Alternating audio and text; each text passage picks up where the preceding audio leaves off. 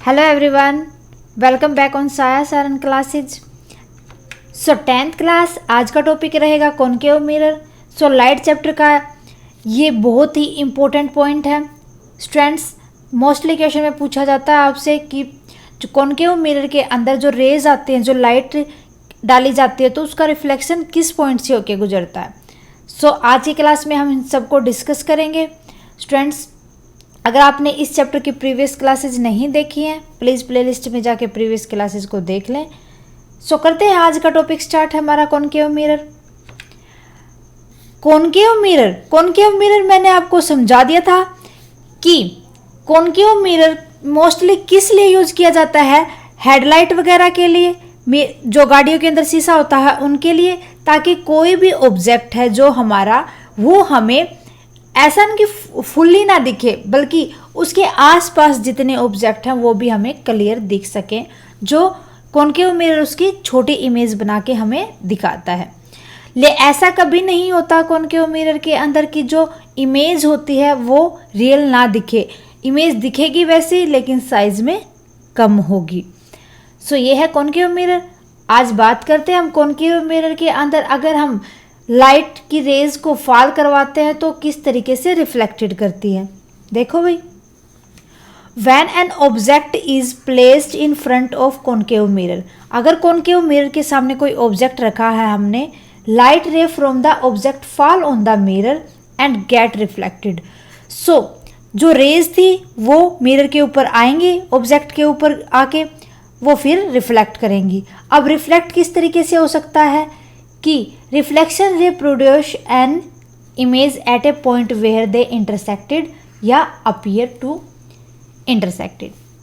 Means जो reflection आया है रेज का, वो इमेज फॉर्मेट करेगा कहाँ पर, जहाँ पर वो दोनों रेज इंटरसेक्ट करेंगे या हमें ये फील हो कि यहाँ पर इंटरसेक्ट कर सकती हैं। Okay, formation of an image by mirror is usually shown by construction रे डायग्राम। कि जो इमेज का फॉर्मेशन होता है मिरर के द्वारा, वो जितनी भी रेज हैं वहाँ पर उनके कंस्ट्रक्ट होने से, उन्होंने जो डायग्राम बनाया उनसे बनता है, इमेज उनसे फॉर्मेट होती है।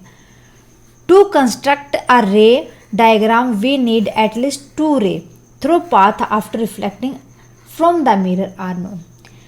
कि हमें रे डायग्राम कंस्ट्रक्ट करने के लिए कम से कम 2 रेज की जरूरत होती है, जो रिफ्लेक्शन के बाद अपना रास्ता मिरर से होके अपना रास्ता खुद बनाती है।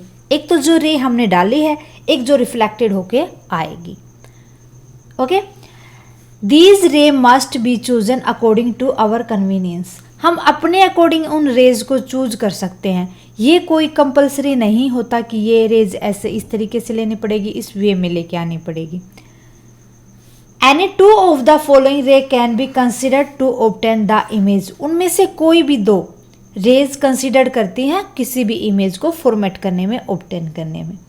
ओके, इसके भी कुछ सब पॉइंट होते हैं, कुछ कंडीशंस होती हैं, देखते हैं। अगर a ray of light parallel to the principal axis after reflection from a concave mirror pass through its focus. अब इसको डायग्राम के थ्रू समझते हैं हम अच्छे से। हमने एक प्रिंसिपल एक्सेस, ये लाइन होती है हमारा मेन, जो मिड, बिल्कुल कॉनकेव जो मिरर है उसके मिड में होती है। क्या कह रखा कि हमने एक लाइट पास की, किसके पैरेलल, बिल्कुल प्रिंसिपल एक्सेस के पैरेलल, ये वाली। इस लाइट कहाँ पर आई, ये आई मिरर के ऊपर। इसने जो रिफ्लेक्ट किया वो फोकस पॉइंट से होकर गया, जो रिफ्लेक्शन था वो फोकस से होके गया। ओके, सो यही कहना चाहता है इस पॉइंट के अंदर। नेक्स्ट पॉइंट देखते हैं। A ray of light passing through the focus of concave mirror after reflecting, focus of concave mirror after reflection emerge parallel to the principal axis. अब यहां देखो, अब इसका उल्टा करते हैं, पहले वाले का उल्टा करेंगे। अब लाइट कहाँ से थ्रो की है, फोकस से, फोकस पॉइंट से थ्रो की, ये मिरर के ऊपर आई, ये रिफ्लेक्ट हुई। जो इस लाइट का रिफ्लेक्शन था, रेज का रिफ्लेक्शन था, वो प्रिंसिपल एक्सेस के पैरेलल आ जाएगा। उसका बिल्कुल अपोजिट हो जाएगा। उसमें लाइट दी थी प्रिंसिपल एक्सिस के पैरेलल, यहाँ पर फोकस में से लाइट देंगे और जो रेज आएंगी प्रिंसिपल एक्सिस के पैरेलल आएंगी। वहां पर पैरेलल तो दी थी लाइट, जो रिफ्लेक्ट करके वो फोकस के में से पास हुई थी। ओके, इसी तरीके से देखते हैं थर्ड,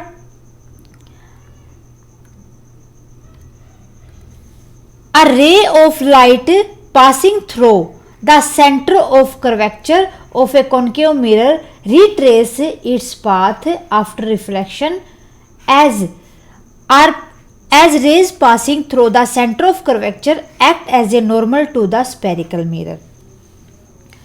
अब जो रेज दी थी वो बिल्कुल कहाँ से दी थी, मिरर में से दी थी, सॉरी बिल्कुल सेंटर से दी थी, जो कर्वेक्चर पॉइंट था उससे पासिंग की थी।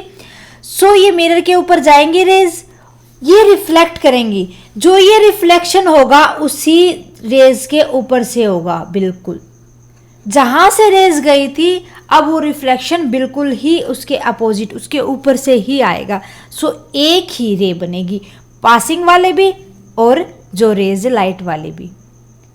ओके, फोर्थ पॉइंट देखते हैं, a ray of light which strike the mirror at its pole get reflected according to the law of refraction.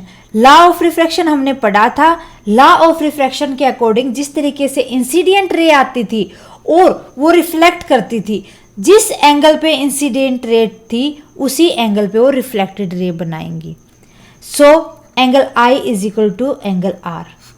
ये था इंसिडेंट रे वाला एंगल, ये था रिफ्लेक्टेड रे वाला एंगल। सो दोनों सेम एंगल के ऊपर आएंगी। जो हमने लाइटिंग पास की थी ये वाली, और ये रिफ्लेक्ट करके बिल्कुल मिड पॉइंट पे पोल पे आएंगी, पोल से रिफ्लेक्ट होके वापस से उसी एंगल के ऊपर अपना रिफ्रैक्शन देंगी। रिफ्लेक्शन भी उसी एंगल पे होगा, इंसिडेंट रे भी। जो हम लॉ ऑफ रिफ्रैक्शन पढ़ा था, रिफ्लेक्शन पढ़ा था हमने, उस वही सेम पॉइंट है ये। ओके, सो स्टूडेंट्स आज के लिए बस इतना ही। उम्मीद है कि आपको अच्छे से समझ आया होगा। इसी उम्मीद के साथ स्टूडेंट्स मिलते हैं नेक्स्ट क्लास में। स्टूडेंट्स आप हमें कमेंट करके बताएं कि आपको क्लासेस कैसी लगी। साथ के साथ कमेंट करें अगर आपकी कोई क्वेरी है तो। क्लासेस अच्छे लगे स्टूडेंट्स लाइक कर दें और अदर स्टूडेंट्स के साथ ज़्यादा से ज़्यादा शेयर भी करें। थैंक यू स्टूडेंट्स, मिलते हैं नेक्स्ट क्लास में।